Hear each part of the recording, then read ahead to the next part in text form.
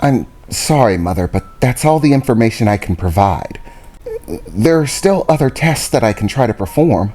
And remember, there's still the last vial. I can have another device hooked up within a few minutes. No, that won't be necessary, Victoria replied. I think I've figured it just about out at this time. What? What do you mean? Could you please explain, Mother? Your brilliance is once again simply beyond me. Oh, your flattery does fit me so well. But I suppose there's no problem in giving everyone some answers. At this point, I figured it out. The two nanites, or types of nanites contained within the vials, are meant to interact with biological organisms, bonding to their living human cells and enhancing them, making them partially cybernetic cells. Across, a blend of the two, the cybernetic function enhancing the biological function, and the biological function enhancing the cybernetic function. A perfect two-part system. The reason that you can't create the perfect nanite is because the perfect nanite isn't entirely nanite. Part of it has to be created by a living being, and then simply adopt the technological aspect. It's a beautiful system, magnificent even, and the variance in the possibility and design of the nanite aspect, once pushed to its fullest extent, is incredible. And there's really no need in scanning the last vial, because I believe I understand it as well.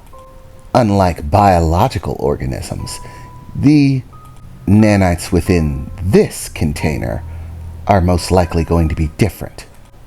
Different? How so, Mother? Well, remember that this last vial is meant for a mechanical life form, one that has no human aspects, no biological components. So obviously, it will most likely have them itself, adding the biological component that the unbiological entity lacks. So just like these two vials are meant to make someone who is entirely biological more mechanical, the other vial will do the opposite, making something that is entirely mechanical more biological, in order to create the harmony, the perfect balance between the two. And there's no purpose in attempting to scan any deeper. It would all amount to naught. Just a waste of time. Return the vials to them. It's about time that we begin moving forward. Yes, Mother, the woman replied, opening the case and grasping the vials from inside of it, and at quick pace marching back over to us, handing out the vials, as me and Emily grasped them in our hands, looking down at them. They still felt warm to the touch. I wasn't sure if that was because of the machine or because of what was inside of them. But by the looks of it, there didn't appear to be any way to actually take in the nanites. It wasn't like we could just unscrew a lid and drink it. And there didn't seem to be any needles for injection or anything like that. As I looked them over, there appeared to be some sort of attachment at the bottom that had two lights on it, a red light and a green light. Currently, the red light was on. I think I get it. They're still locked, I said, looking at the red light. What are you talking about, Jax? She said, looking over to me, Emily holding her vial. How are we supposed to take these things? Well, as of yet, we don't.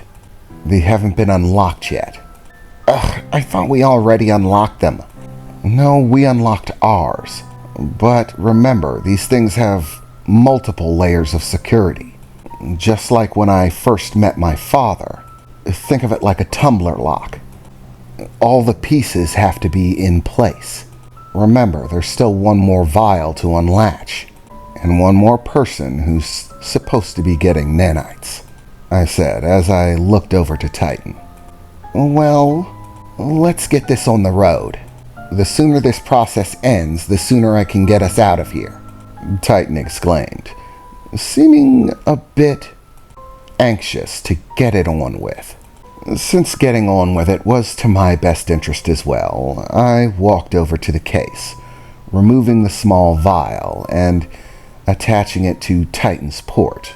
She had to shift her armor to make it possible, but it didn't take more than a few moments to achieve the goal. Taking a small sample of nanites and returning back to the case, placing the port within it as the small sample emptied itself out. As it did, there was a short amount of time in which nothing happened, before finally the last of the vials began to unlatch itself, once again lifting up on somewhat of an angled platform of sorts. As I lifted it out of the container, this one did have an obvious port section and was lit green, with another section of lights on it that showed red. I could also see a small glass portion that seemed to be filled with the sample that I had placed into it. I get it. 2 stages. The first sample unlocks the nanites from the case, and the second won't unlock until it's attached directly to Titan, so it can't be injected into any other device. It's Titan or nothing. Clever. Yeah, but how does that connect to us? Emily asked, looking over to me, still a bit concerned with the situation. Well, if I were to hazard a guess, I'd say that Titan is the first step in the procedure, meaning that our vials will only unlock and become usable once Titan is given her nanites. Why would they have Titan be the first? It's no use thinking about it, Emily. It's not as if thinking about it's going to change the process we have to go through. Titan is first, and that's just how the process is set, I said as I walked over to Titan, once again placing the now larger vial into the port, giving it a small twist to lock in the attachment. As the second green light lit, and the vial began to very quickly empty itself, all of the nanites contained within emptying into Titan's primary nanite system, the blue flow of liquid that pulsated throughout her biotech engine. And in only a few moments, it was all gone. At which point, I heard a beeping noise. As I looked in its direction, it was the vial that I was holding, giving off a beeping sound as the red light turned off and the green light turned on. Just like with Titan's vial, there seemed to be a secondary set of lights, with a glass affixment to it. As I thought, Titan's was the first key, the first tumbler. Ours are set in the same way. They can only be given to specific individuals. The first test only allowed us to take the vials, and the second tumbler only allows us to inject them within the targeted individuals and no one else, I said, as what appeared to be some small device began to protrude from the bottom of the vial. An injector, a fairly advanced looking one. I walked over to Emily, who was currently staring frightfully at her vial, her hands beginning to shake a little bit. I reached over, placing my hand on her shoulder and rubbing it just a little bit, as she looked up at me. It's okay, Em. The situation aside, I don't think today's destined to be the day we die. And remember, regardless of how this works out, it's gonna be me and you. We're not alone in this. And regardless of what these nanites do, the way I feel about you's never gonna change. You'll always have me, no matter what. Emily swallowed the lump in her throat and gave a nod, still looking a bit concerned, but affirming that she agreed. She held her vial aloft, and so did I, extending our arms outward, as we exchanged glances, giving each other simultaneous nods as we pressed the injector against our skin. We felt a sharp pain for a moment as the vials seemed to latch onto us and very quickly began to empty their contents into our veins. It didn't take more than a few moments for all of them to be emptied out. And finally, the vials seemed to release their hold on us. At which point, we dropped them to the ground, starting to feel our arms. I can't help but feel that they injected a little bit fast. I mean, I could actually feel the increase in pressure. It hurt. And by the way Emily was rubbing her arm, she had much the same sensation. But as of yet, I didn't feel any different. And that's when I heard a voice, beginning to speak out. New program directives. Acquired. Verified. Situational lock. Disengaged. Informational upload. Commencing, Titan said, the blue light of her engine beginning to glow a little bit brighter. Titan, what's going on? I said, turning towards her. Data upload complete. Current primary objective, ascension.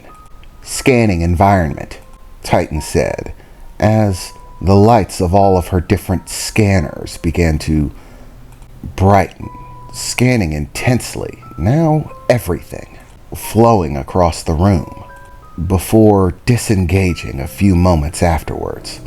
Environmental conditions within target parameters. Target parameters for what, Titan? What's going on? I shouted, once again getting no response. Ascension protocol activated. Necessary materials acquisition in progress, Titan said, as suddenly I began to see what looked like liquid beginning to flow out of the gaps in her armor. Some sort of clearish, somewhat glowing liquid. And as it flowed out of her armor, it almost seemed to eat the armor itself. It began breaking down, tearing itself away to nothing. And with every tiny bit of armor that this liquid gobbled up, broke down, it increased in size.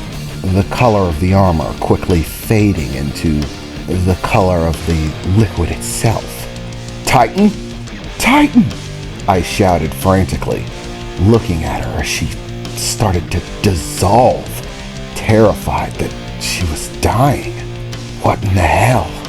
Why would he do this to her? Give her a conscious mind and then just kill her?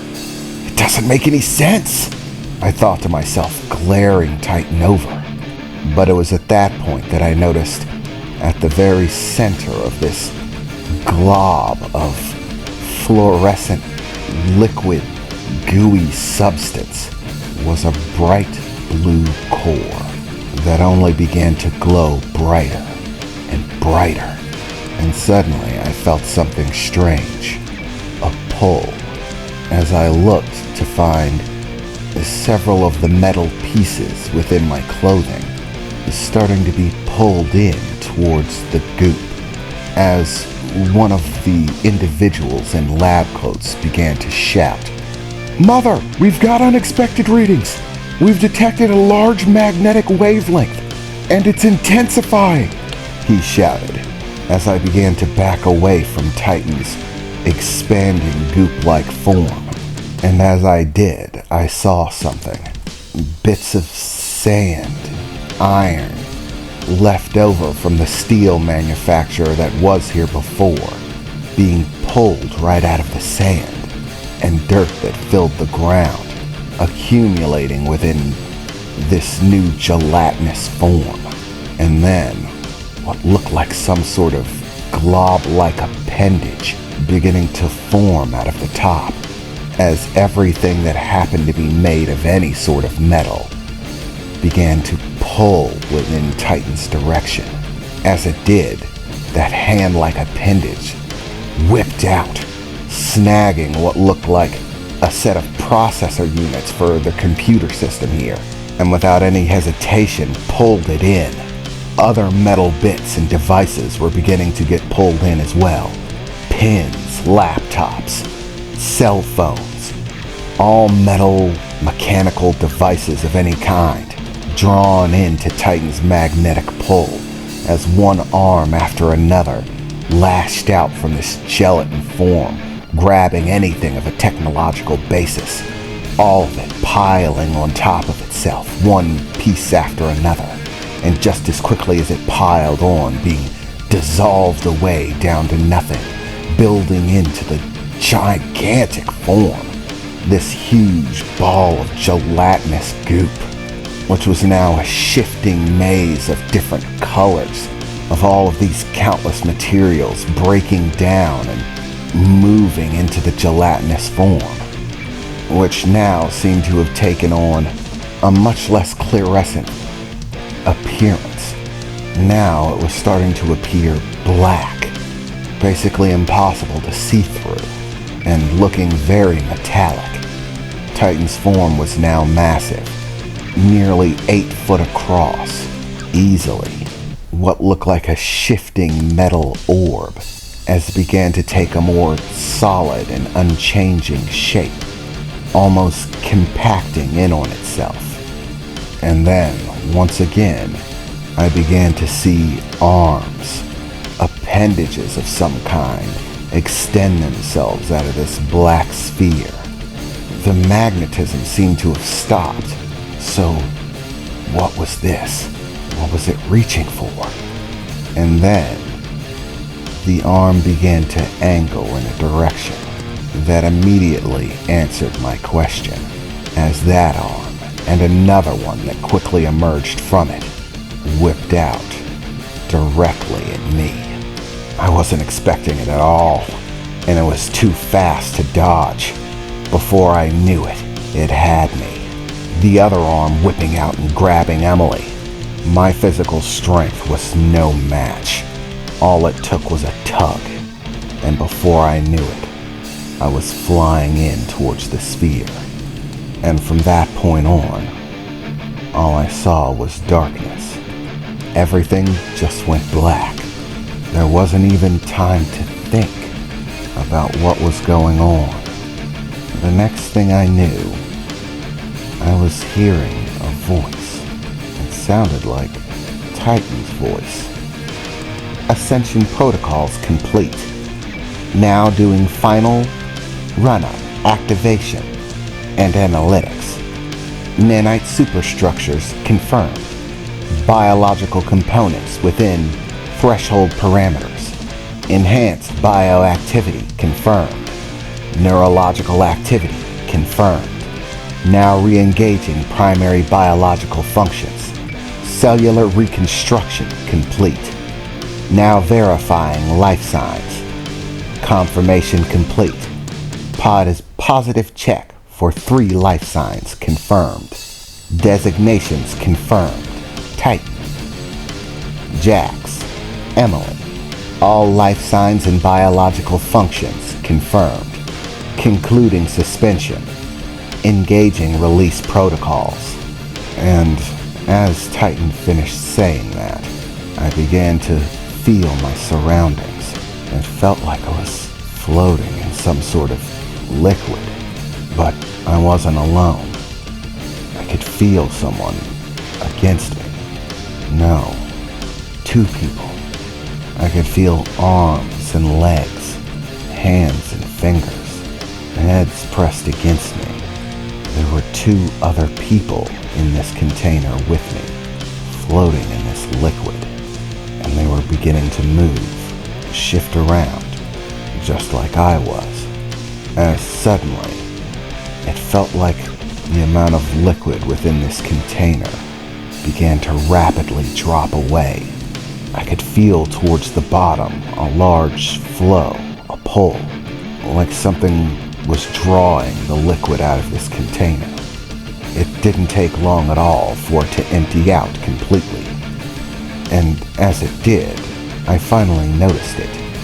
That, until this point, I wasn't breathing. But as the liquid finally drained away, leaving me in what felt like some sort of slimy residue, finally my lungs seemed to spring to life, gasping for air, and my eyes began to open to some dark interior. As I heard two other figures beginning to gasp for breath. One voice was Emily's, coughing and struggling to breathe. Jax! Jax! What's going on? Are you here? And just as I heard that, trying to open my eyes and see if I could find a light switch, a door out, anything, suddenly there seemed to be a mechanical unlatching sound as whatever container we were inside of began to open from all ends. What appeared to be 4 ovular-shaped edges began to spread out, slamming themselves down into the floor of wherever this was. I really couldn't tell. My memories were just starting to come back. All of the information of what might have been going on pouring in, the events that led up to it. As I sat there, covered in some sort of slime, a fluorescent fluid, and sitting right next to me, 2 female figures. One I immediately recognized as Emily, trying to catch her breath, but the other I didn't recognize. It was a young woman, probably in her very early teens, or maybe 20s at the latest. She couldn't be younger than probably 18 or 19, and there's no way she was older than 25. She had short, blonde hair, seemed to be of an average build, a bit petite maybe, and the look on her face was of utter terror, as she seemed to scuffle around and began looking herself over with horror. She was looking at her hands as if she had never seen them before. What is this? It's not possible. Why? She said, as very quickly I began to recognize the voice coming from her. It was Titan's voice. Could this girl actually be Titan?